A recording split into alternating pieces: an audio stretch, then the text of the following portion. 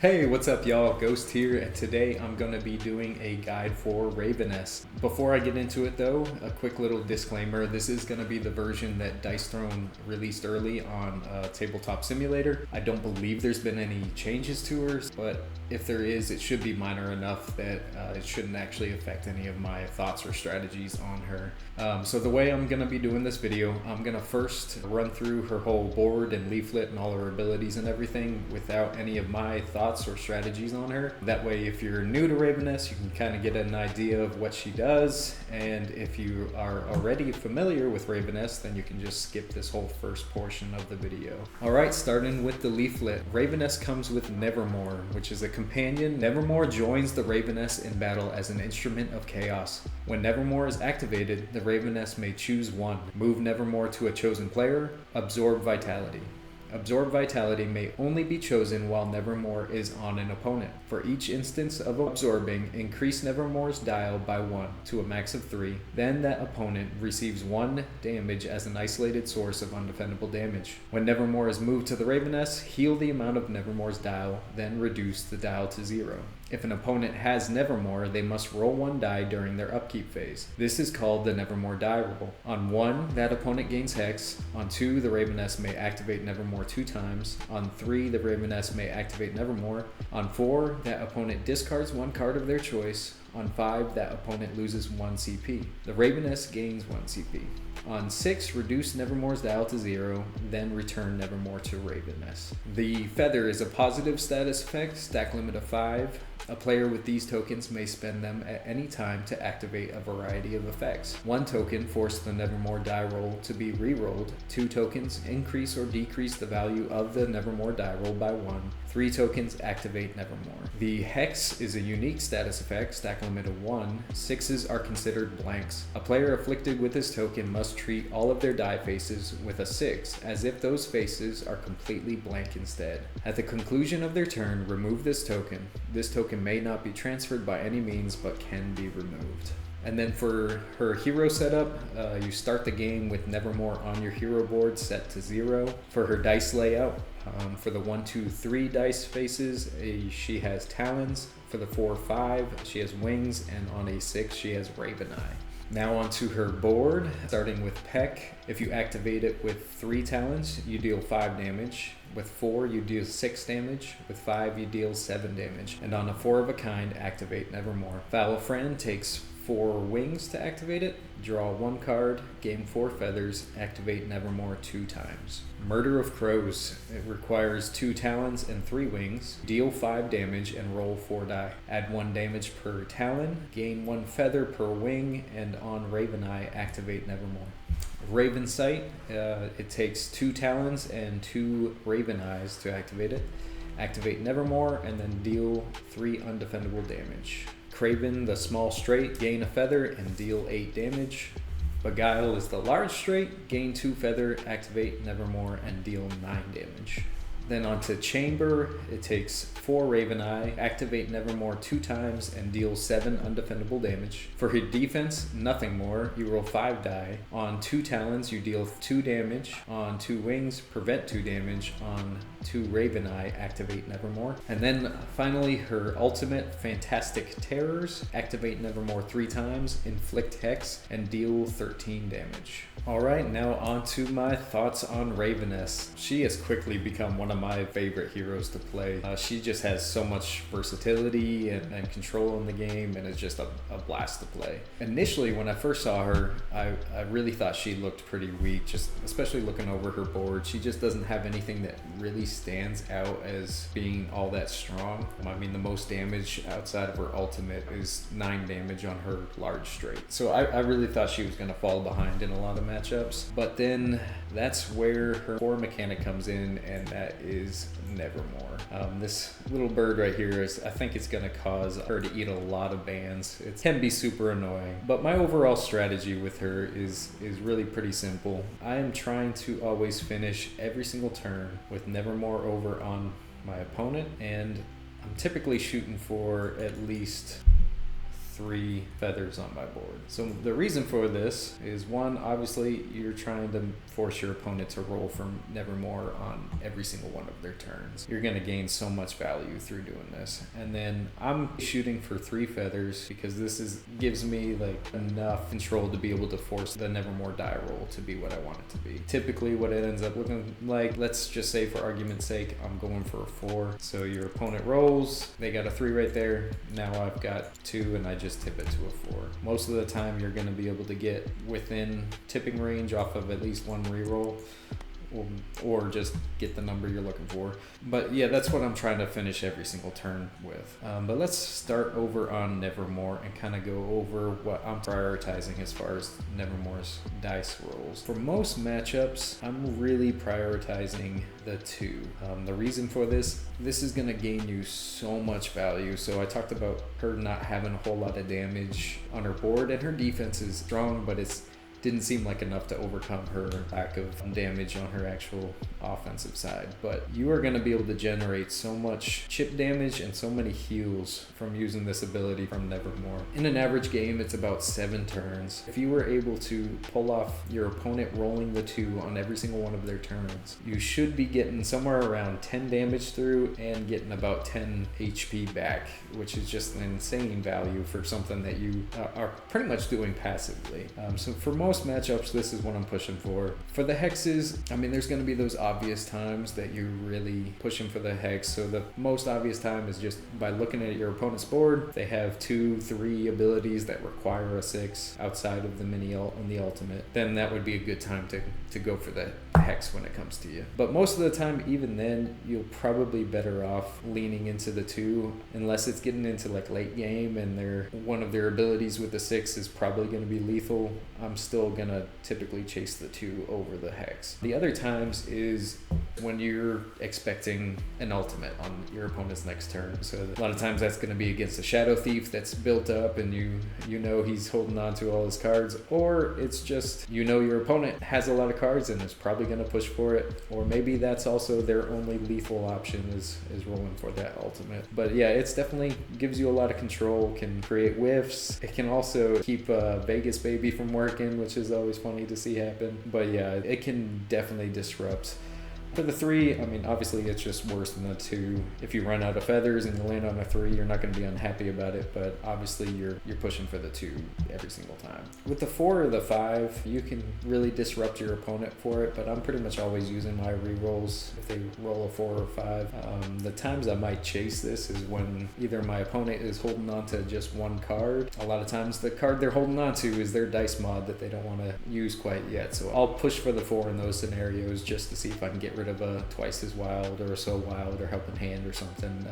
With the 5, kind of the same idea. I mean, some obvious matchups would be Black Widow, who really needs that CP to pay for upgrades, or maybe it's like a Monk or a Moon Elf that really struggles with their economy, and this makes their life very difficult when they're losing out on CP. And then there's also going to be those times where you have a lot of cards you want to play and Raveness just needs some extra CP, so that might be another time I go for the 5. And then obviously the 6s you're just avoiding every time reroll. But yeah, that's my general thoughts on Nevermore. But typically the way I accomplish this, first turn I'm always hard chasing Foul Friend and then maybe falling back into Murder of Crows. This ability right here at first glance doesn't look like a whole lot, but especially with the upgrade, you can really disrupt your opponent, and I've actually won games with doing nothing but Foul Friend the entire time. Granted, it was probably the upgraded version of it, but Foul Friend is a super strong ability, but it's really just going to get your engine going, send Nevermore over onto your opponent, as well as gaining you feathers to force those 2s and maybe 1s on the Nevermore die roll. And then drawing cards is always super strong in this game, so I always try to push for Foul Friend to start, and then from that point on, depending on how many feathers I used and everything, or if Nevermore is on my board, that's kind of gonna determine what I push for next. So if Nevermore's on my board, I'm for sure going for Murder of Crows. That's what I'm pushing for, hopefully just to roll the 6 and send Nevermore back over there, and then also it can gain you some feathers as well. Raven Sight is probably my least favorite ability on the board. I just think this is too slow in most every matchup. I will do it just for the sake of getting Nevermore over there, but it's usually an ability I'm trying to avoid. But yeah, so if you already have Nevermore over there and you have 1, maybe 2 feathers, small straight is typically what I'm prioritizing over anything else, just because I need to be able to get some damage through as well as gaining a feather there. And this is just going to keep up that control, and you're going to be able to chip away at your opponent and force those.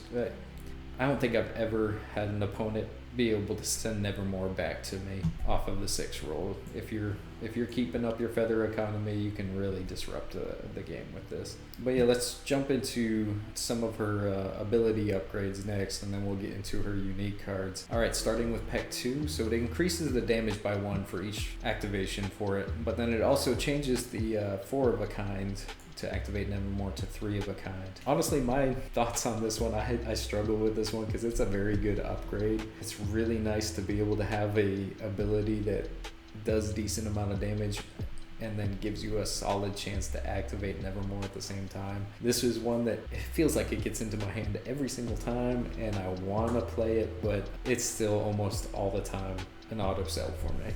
I'm never really hoping for a basic. Most of the time you want to be generating your feathers while doing damage as well. So I'm pretty much always going to push for Murder of Crows or a small straight over this every time. So typically this is going to be an auto sell for me.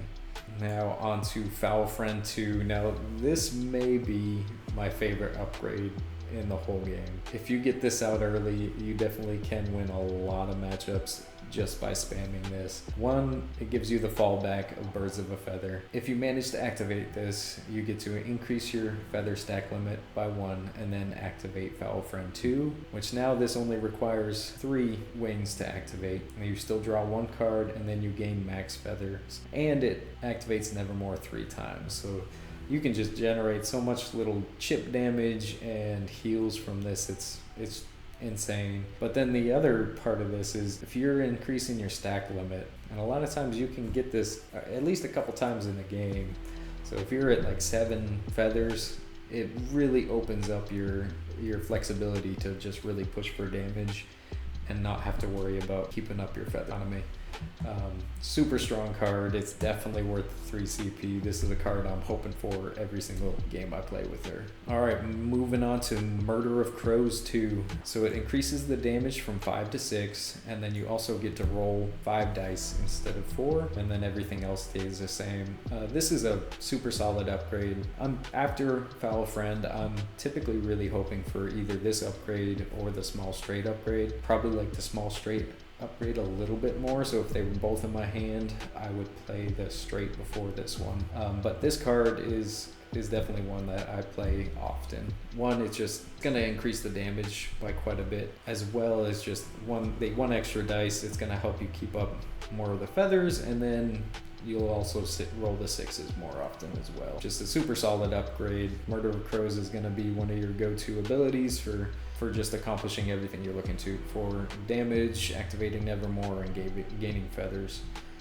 So yeah, this is typically a auto play unless I already have the small straight upgrade. Alright, on to Raven Sight 2. So for this one, it just activates Nevermore 1 more time. So 2 times instead of 1. This card is almost always an auto sell for me. It's probably my least favorite upgrade, as well as one of my least favorite abilities. So I'm really never looking to activate this. The only time I'd consider this is against maybe a Cursed Pirate or a Shadow Thief, where the undefendable is really important. But yeah, this one I sell more than any other upgrade. Now onto Craven 2. This is probably my second priority upgrade after Foul Friend. Just reason being, having the guaranteed 2 feathers and then also dealing 9 damage is just super helpful for keeping your engine going while also putting out decent damage.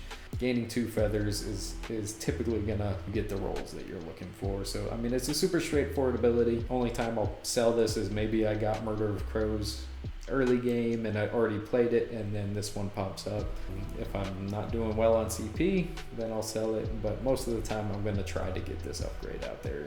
It's super helpful for Raveness. Now onto Beguile 2 for a large straight upgrade, and now gains 3 feathers instead of 2, and you get to activate Nevermore 2 times and deal 9 damage. And then it also gives you the fallback ability of Pluck, which requires 3 wings and 2 Raven Eye. You inflict Hex and then deal 9 damage. This is a super fun upgrade. I really like it, but I think the only one that I'm hoping for this card is against Shadow Thief, and even then it's not super priority for me. And the reason being is you really just can't rely on hitting large straights in games. There's going to be a lot of games where this does not come at all. And then also Pluck, that is just not an easy to roll either. And it's probably going to force you into whiffs more often than not if you're chasing this. So it's both of these abilities are something that you just kind of fall into, and yeah, that's just not going to be a consistent way to win games. I'll probably play this if I'm playing casual games, just because it is a very fun upgrade to be able to inflict the Hex on offense. The only other time you can do that is on your ultimate. So a super fun upgrade, but typically auto sell from it. Then onto her mini ultimate for Chamber 2. So it changes the Nevermore activation to 3 times instead of 2. Damage stays the same, and then it also gets you Aviary, gain 4 feathers, and deal 2 undefendable damage. Yeah, this upgrade, it's not great. I'm typically gonna sell this one as well. Once again, maybe against Shadow Thief is the only time I'm gonna be playing this.